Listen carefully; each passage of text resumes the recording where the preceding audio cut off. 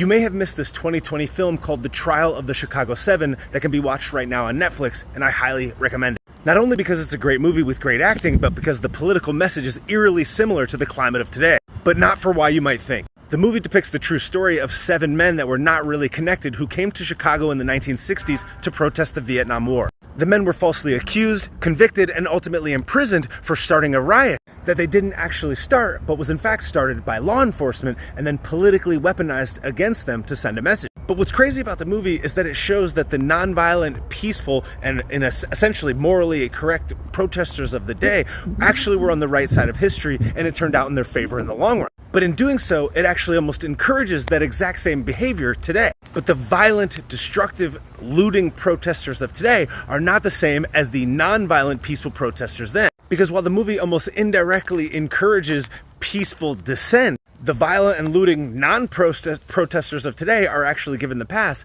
but the non-violent truth tellers, who are more similar to the people in the movie but don't seem that way, are the ones that are actually still persecuted now by the exact same bureaucratic faction that existed in the movie. Because the non-violent truth teller, the peaceful protester of today, is silenced in exactly the same way. But the violent in-the-street looter is the one that's given the pass. The same persecution exists today, but this movie, among many other things, psyops you into believing that the bad guys are actually the good ones.